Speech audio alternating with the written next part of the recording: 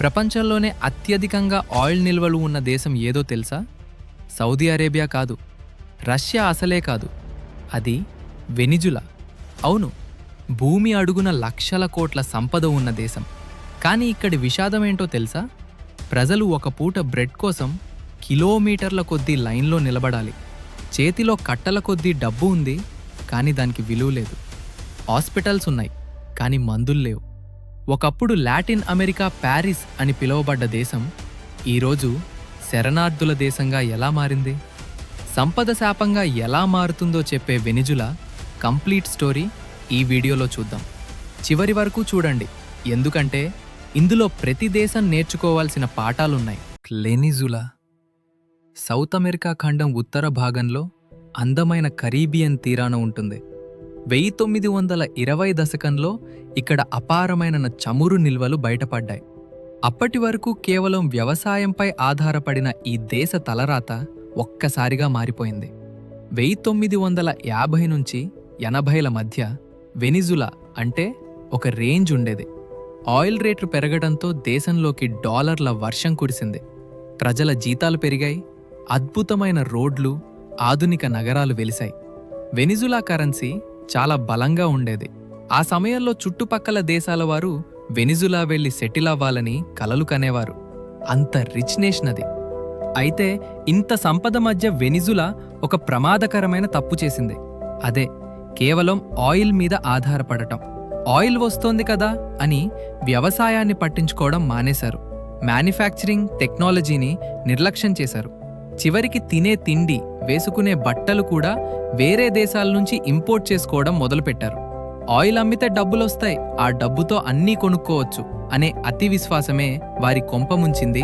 1999లో Hugo Chavez president అయ్యారు. ఆయన socialism నినాదంతో వచ్చారు. ఆయిల్ కంపెనీలను నేషనలైజ్, ప్రభుత్వపరం చేశారు. పేదలకు ఫ్రీ ఎడ్యుకేషన్, హెల్త్ కేర్ ఇచ్చారు. క్రైట్ కంపెనీలని ప్రైవేట్ కంపెనీలను మూయించేశారు. ప్రభుత్వ నియంత్రణ విపరీతంగా పెరిగిపోయింది.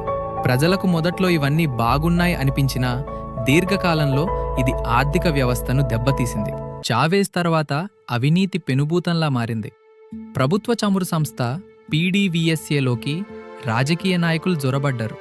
నైపుణ్యం ఉన్న ఇంజనీర్లను తీసేసి తమకు అనుకూలమైన వాళ్ళను పెట్టుకున్నారు. మెయింటెనెన్స్ లేక ఆయిల్ ప్రొడక్షన్ పడిపోయింది. కోట్లాది రూపాయల నిధులు స్కామ్ల రూపంలో మాయమయ్యాయి. అసలు విపత్తు 2014లో మొదలైంది. అంతర్జాతీయ మార్కెట్లో ఆయిల్ రేట్లు బ్యారెల్ $100 నుంచి $30లకు పడిపోయాయి. వెనిజులా దగ్గర ఆయిల్ తప్ప అమ్మడానికి ఏమీ లేదు. ఆదాయం ఒక్కసారిగా ఆగిపోయింది. చేతిలో డాలర్లు లేవు. బయట దేశాల నుంచి ఫుడ్, మెడిసిన్ ఇంపోర్ట్ చేసుకోవడం అసాధ్యమైంది. పరిస్థితి దారుణంగా ఉన్న సమయంలో 2017లో అమెరికా కఠినమైన ఆంక్షలు విధించింది. వెనిజులా ఆయిల్ అమ్మకుండా, వేరే దేశాలతో బ్యాంకింగ్ ట్రాన్సాక్షన్స్ చేయకుండా బ్లాక్ చేసింది. దీంతో ఊపిరి ఆడని స్థితికి చేరుకుంది ఆ దేశ ఆర్థిక వ్యవస్థ. డబ్బుల్లేక ప్రభుత్వం విచ్చలవిడిగా కరెన్సీ ప్రింట్ చేయటం మొదలుపెట్టింది. ఫలితం తీవ్ర ద్రవ్యోల్బణం. 2010లో ఒక బ్రెడ్ ధర ఒక బోలీవర్ ఉంటే 2018 నాటికి అది 10 లక్షల బోలీవర్లైంది. 1 కిలో చికెన్ కొనాలంటే సంచుల కొద్దీ డబ్బులు తీసుకెళ్లాలి. ప్రజలు ఆ నోట్లను తూకంలో కొల్చేవారు, వీధుల్లో పారేసేవారు.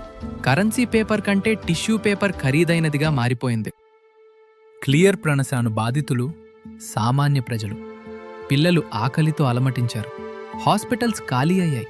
క్రైమ్ రేట్ విపరీతంగా పెరిగింది. బ్రతుకు తెరువు లేక దాదాపు 60 లక్షల మంది ప్రజలు దేశాన్ని విడిచి పక్క దేశాలకు వలస వెళ్ళిపోయారు. చరిత్రలో యుద్ధం లేకుండా ఇంత పెద్ద వలస జరగడం ఇదే మొదటిసారి. వెనిజులా స్టోరీ మనకి ఏం నేర్పిస్తుంది? ఒకే వనరుపై ఆధారపడకండి. కేవలం ఆయిల్ మీద కాకుండా అగ్రికల్చర్, ఇండస్ట్రీస్ కూడా ఉండాలి. అవినీతిని అరికట్టాలి. నాయకుల స్వార్థం దేశాన్ని నాశనం చేస్తుంది. ఇన్స్టిట్యూషన్స్ని గౌరవించాలి. ఎప్పుడూ ఒకే వ్యక్తి చేతిలో పవర్ ఉండకూడదు. ఎంత ధనిక దేశమైనా సరే సరైన ప్లానింగ్ లేకపోతే కుప్పకూలడానికి ఎంతో కాలం పట్టదు.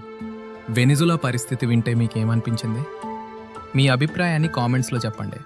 ఈ ఇన్ఫర్మేషన్ మీకు నచ్చితే వీడియోని లైక్ చేయండి మరియు ఇలాంటి మరిన్ని ఇంట్రెస్టింగ్ కేస్ స్టడీస్ కోసం సబ్స్క్రైబ్ చేసుకోండి.